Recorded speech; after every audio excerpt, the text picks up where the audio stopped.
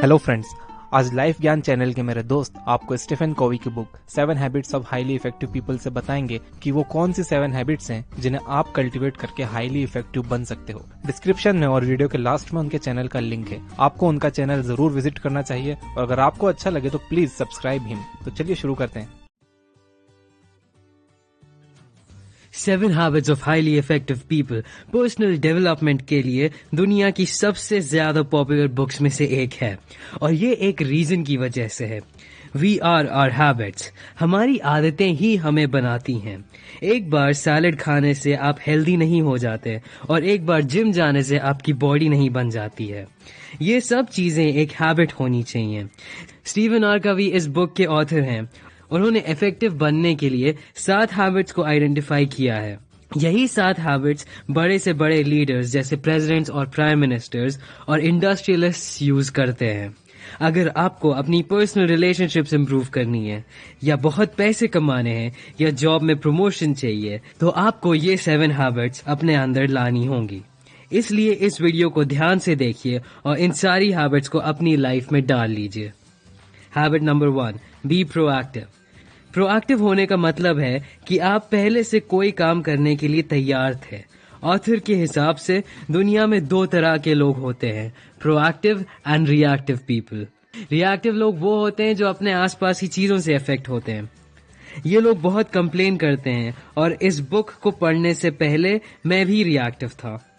जब कोई भी चीज मेरे हिसाब से नहीं होती थी तो मेरे मुंह से पहला सेंटेंस यही निकलता था, ये क्या है यार। मैं हमेशा रिएक्ट करता था। पढ़ाई एग्जाम से एक दिन पहले, प्रोजेक्ट डेडलाइन से सिर्फ कुछ ही दिन पहले शुरू करना, ये सब रिएक्टिव लोगों की आदतें हैं। प्रोएक्टिव लोग हमेशा आगे की सोचते हैं।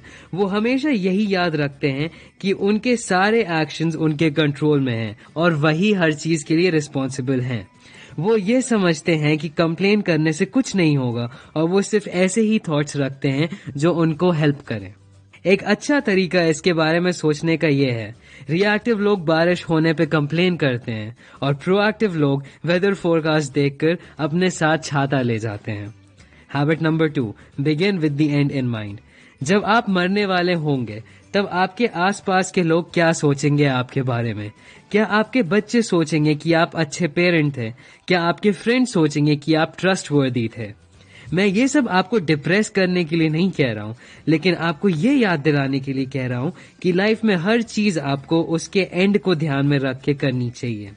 एक बहुत हेल्पफुल टिप ये है कि आप अपनी लाइफ का एक मिशन स्टेटमेंट लिख लें। फॉर एग्जाम्पल, ये एक मिशन स्टेटमेंट हो सकता है, to share powerful ideas through my words and actions.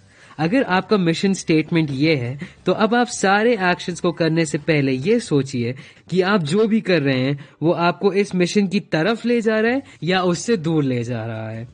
Habit number 3, put first things first.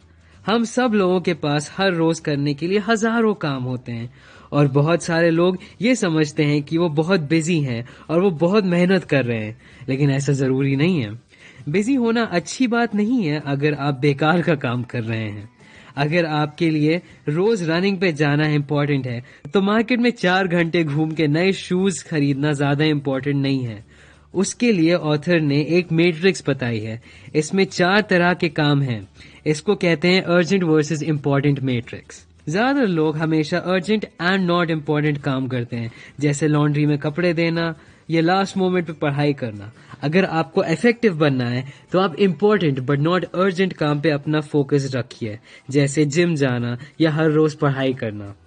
Habit number 4, think win win. जब हम लोग छोटे थे तो हम लोग लूडो का गेम खेला करते थे। इसमें सिर्फ एक ही आदमी जीत सकता है। अगर आप 2 लोगों के साथ खेल रहे हैं तो सिर्फ एक विनर होता है और दूसरा लूजर। ज्यादातर लोग लाइफ को भी ऐसे ही जीते हैं। अगर उसका प्रमोशन हो गया तो मेरा नहीं होगा, अगर उसने नई गाड़ी खरीद ली तो वो आगे बढ़ जाएगा। इन्हें विन लूज या लूज विन सिचुएशंस कहते हैं, लेकिन रियल लाइफ में ऐसा नहीं होता। रियल लाइफ में हमें विन विन सिचुएशंस ढूंढनी चाहिए। फॉर एग्जाम्पल, अगर आपके साथ ऐसा हुआ कि आप रोज शाम में पढ़ाई करते हैं और उसी टाइम आपका नेबर लाउड म्यूजिक बजाता है, अब ज्यादातर लोगों का नॉर्मल रिएक्शन यही रहेगा कि वो चाहेंगे कि म्यूजिक बंद कर दे वो आदमी, आपकी जीत हो जाए और उसकी हार हो जाए। इससे अच्छा भी एक सोल्यूशन है। आप ये सोचिए कि उसको क्या चाहिए। उसको चाहिए कि वो गाने सुन सके। तो आप उसको ये बोल सकते हैं कि मैं रोज शाम 6 से 9 बजे पढ़ाई करता हूँ, प्लीज तुम उस समय गाने ना बजाओ और तुम 6 बजे के पहले या 9 बजे के बाद कभी भी गाने बजा लो। अब चांसेस ज्यादा हैं कि वो आपकी बात मान जाएगा। इसे कहते हैं win win situation. Habit number 5, seek first to understand then to be understood. Parents की बहुत कॉमन कंप्लेंट ये रहती है, मेरे बच्चे मेरी बात सुनते नहीं है। This is called seeking first to be understood and ये गलत है। अगर आप दूसरे इंसान को पहले नहीं समझना चाहते तो आप ये कैसे एक्सपेक्ट कर सकते हैं कि वो आपकी बात सुने। फॉर एग्जाम्पल, अगर किसी पेरेंट को लगता है कि उनका बेटा अपना रूम नहीं साफ करता कहने पे, तो उन्हें ये सोचना चाहिए कि ऐसा क्यों है। क्या वो सिर्फ लेजीनेस है या वो फिर इसलिए करता है कि वो आजकल डिप्रेस्ड रहता है। अगर आप गुस्सा होके उस लड़के को डांट दीजिए तो आप दोनों लोग एक दूसरे को समझ नहीं पाएंगे। Seek first to understand then to be understood. Habit number 6, synergise. Synergise का आइडिया यह है कि अगर आप दो आइडियाज को मिला दीजिए तो उसका जो रिजल्ट होगा वो उन दोनों आइडियाज से कहीं ज्यादा बढ़ जाएगा। इसको कहते हैं the sum is greater than the whole.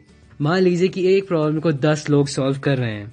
इस प्रॉब्लम को सॉल्व करने में सिर्फ 10 टाइम्स ब्रेन पावर नहीं लग रही, एक्चुअली में 45 टाइम्स मोर ब्रेन पावर लग रही है। वो ऐसे है, 2 लोगों के आइडियाज के बीच में सिर्फ एक कनेक्शन है, 3 लोगों के आइडियाज के बीच में 3 कनेक्शंस हैं, 4 लोगों में 6 कनेक्शंस हैं और इसी तरीके से 10 लोगों के आइडियाज में 45 कनेक्शंस हैं।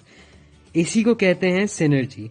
आइडियाज एक साथ जुड़ के बहुत ज्यादा पावरफुल बन जाते हैं। इसका उल्टा ये भी है कि अगर आप डिस्ट्रक्टिव लोगों के साथ रहते हैं तो आप और भी डिस्ट्रक्टिव हो जाते हैं। Habit number 7, sharpen the saw. Leaders are readers, ये बहुत फेमस सेइंग है।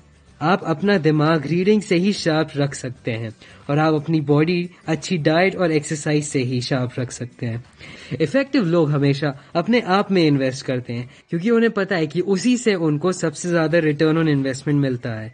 आप भी अपने आप में इन्वेस्ट करिए, बुक्स पढ़ के, अच्छे लोगों से मिलके। इसी तरीके से आप वो मेथड्स ढूंढिए, आप वो बुक्स ढूंढिए, आप चीजें ढूंढिए जिनसे आपका दिमाग शार्पन हो सके। क्योंकि अगर आप सिर्फ वही चीजें करेंगे जो आपका दिमाग के इंस्ट्रूमेंट को शार्प करेगी, तभी आप जिंदगी में आगे बढ़ते चले जाएंगे एंड आप एक इफेक्टिव इंसान बन जाएंगे। अगर आपको ये वीडियो पसंद आया so please like this video, share this video and create win win situations for everyone. और अगर आपको फ्यूचर में और सेल्फ डेवलपमेंट के वीडियोस देखने हैं, please subscribe. And as always, thanks for watching.